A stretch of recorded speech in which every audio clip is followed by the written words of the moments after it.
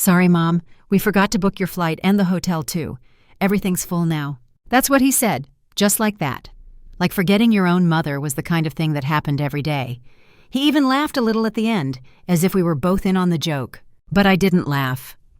I stood there in the kitchen, the phone pressed to my ear, listening to the sound of waves in the background. Drew was already in Maui. So was his father's new wife, the cousins, the fiancé's side, of course. They were all staying at some coastal resort that I'd helped research. It was the kind of place where the sheets came folded like envelopes, and the drinks had little sprigs of something floating in them. "I see," I said. My voice didn't crack. It didn't climb. It just sat there in the air, quiet and smooth. He said something about live streaming the ceremony, something about how I'd still feel included. And then he told me he had to go. Rehearsal things. Hanging up felt like sealing a door. I set the phone down gently. I didn't move for a long while. The suitcase was still by the closet, half unzipped. Inside were the sandals I'd bought for walking on warm sand, a linen dress I hadn't worn in years, and a necklace Drew had given me when he was 12.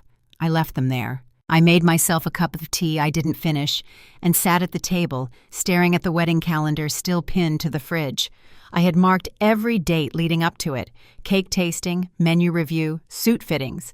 I'd even written flight with a small heart on the corner of the Monday before the ceremony. I took the calendar down and dropped it into the trash without folding it. The suit had gone out last week, freshly steamed, packed in tissue with a note tucked inside the jacket. "Proud of you. Love, Mom." I'd chosen a dark lining for him, something classic. He liked things neat. My phone buzzed. I didn't look. I opened Instagram instead. The rehearsal dinner was already underway, coordinated shirts that said Bride Tribe and Groom's Crew. Someone had made a sign out of driftwood. There were flower crowns, champagne flutes, tiki torches. The caption read, "So grateful for everyone who made this possible." I stared at the screen for a long time, not because I expected to see my name, but because some part of me kept thinking they'd remember. Even in passing, even out of habit, they didn't. I opened the laptop. The folder was still there, untouched since my brother passed. Inside were contracts, business filings, documents with quiet weight. My name sat neatly on the third page of one of them, a name they had also forgotten. I opened another tab and typed in a few words. Then I clicked Save. The group chat still sat in my messages. Unread photos, updates I was supposed to react to. I held my finger on the screen, waited for the prompt, and pressed Delete.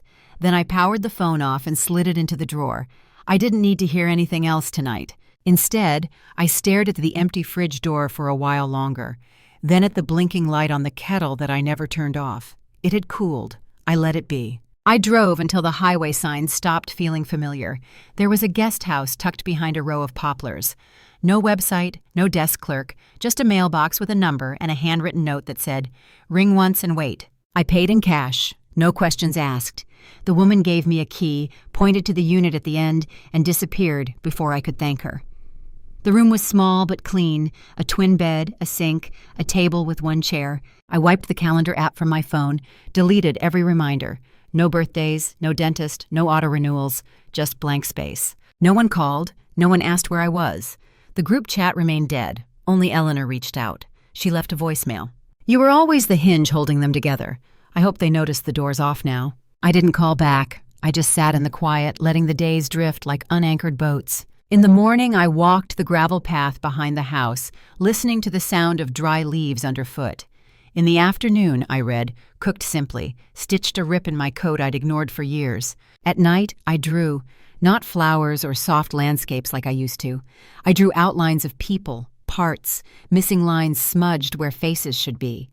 I redrew them in different arrangements, moved the background, shifted the center, created a new balance, one that made more sense. It didn't hurt anymore, not in the same way. The worst ache wasn't being excluded. It was realizing how easy it had been for them, how seamlessly I'd been cut out like I was never part of the picture, just someone who kept the frame straight. I sketched late into the night, pencil, ink, water, a different kind of control, one they'd never notice missing. And when I closed the sketchbook, I opened the laptop again, this time not to remember, but to observe. The message came from someone I hadn't spoken to in months, a second cousin, maybe third. One of those who still signs Christmas cards with old photos and casual warmth. Heard you didn't want to travel. Hope you're feeling better. I read it twice. Didn't want to travel, not wasn't invited, not they forgot, just a choice I supposedly made. The phrase had been passed along, polished into something almost generous. Too anxious to fly alone, someone must have said. She thought it was too far. She wanted to keep it low-key. I could hear the tones, the sweet, pitying ones. The lie didn't cut like a blade. It soaked in slowly, like cold water seeping through fabric.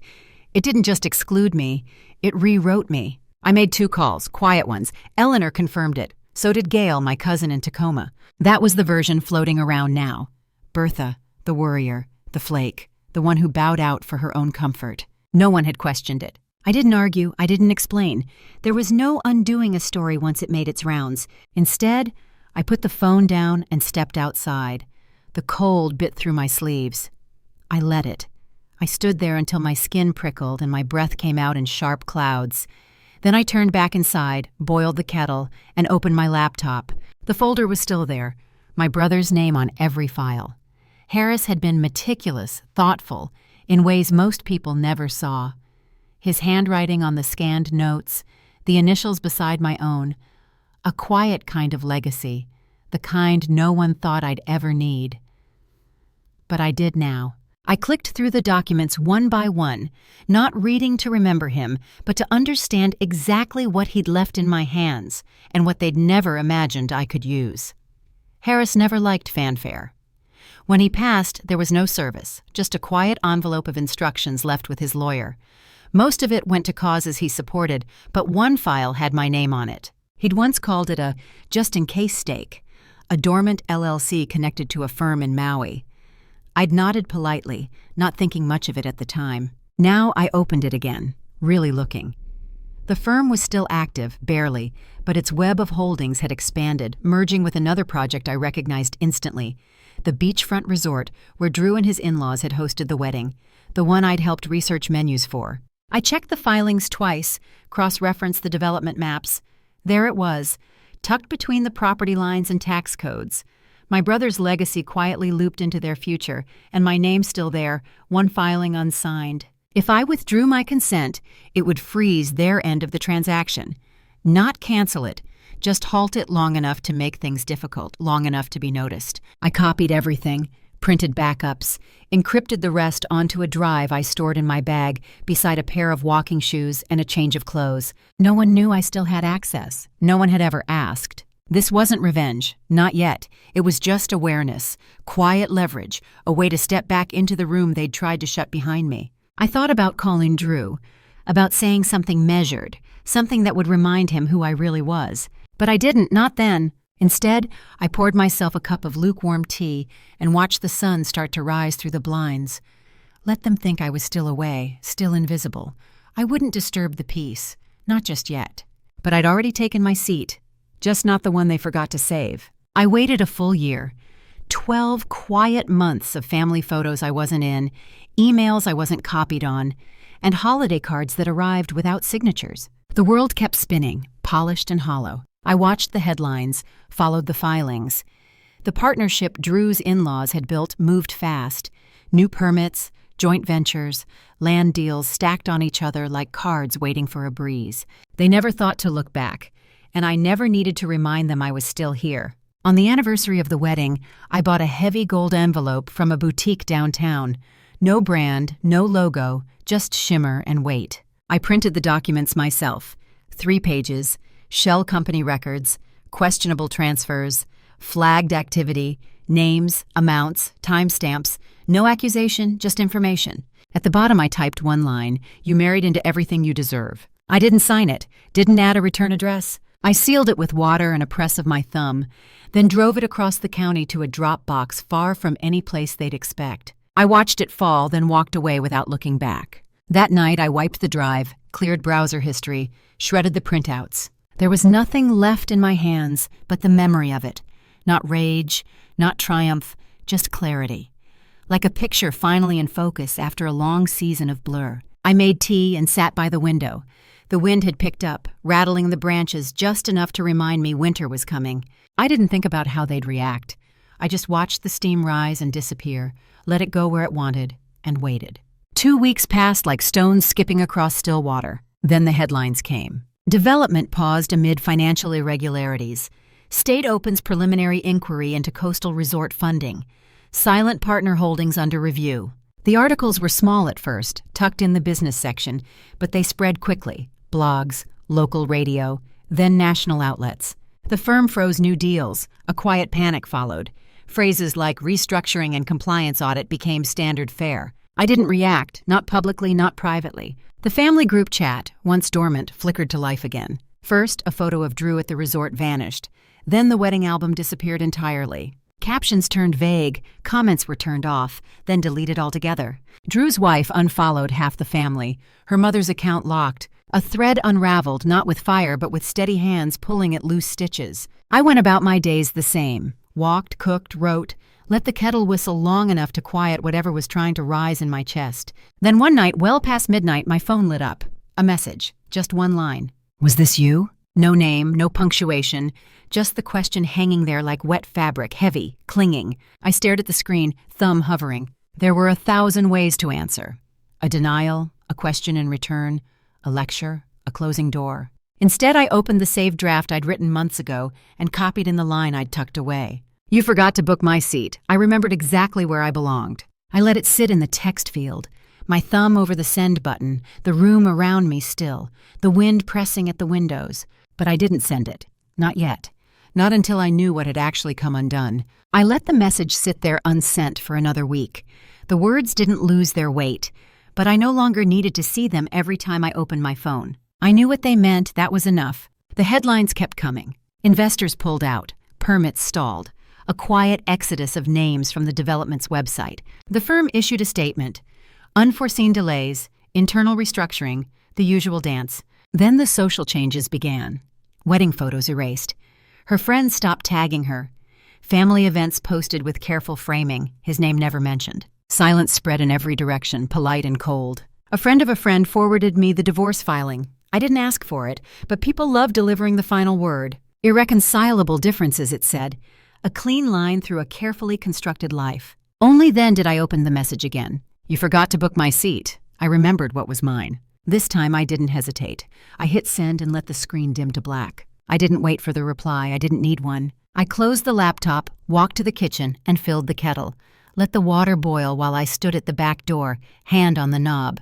When the steam rose, I poured it over a bag of chamomile and let it steep. Then I stepped outside. No coat, no shoes, just air. The wind wasn't sharp anymore. It moved around me instead of through me. The ground was damp, but steady beneath my feet. I stood there, breathing in something that had nothing to do with them. I wasn't angry. I wasn't even relieved. I was just elsewhere now, somewhere they never looked. The house hadn't changed much. Same porch light, same faded welcome mat. I knocked once and let myself in. No one stopped me. Drew stood in the hallway, hands in his pockets. He looked older than last year, something around the eyes, the way they held less certainty. My ex-husband was in the kitchen, stirring tea like he didn't recognize me. His wife sat near the window, eyes flicking toward me, then down again. I didn't speak to her. She didn't try either. Drew gestured towards the couch. I sat. There were no wedding photos on the shelves anymore, just one empty frame leaning against a vase of artificial flowers, the kind you dust but never replace. He poured the tea without asking how I liked it. I took it anyway. No one said much at first, just the sound of the spoon against porcelain. Then his father cleared his throat and asked if I'd heard about the business thing. No, I said, a lie, clean and easy. Drew didn't look up. He just nodded like he expected that. Then finally, after a long silence, he spoke. I'm sorry, he said. Quiet, not rehearsed. I let the words rest there.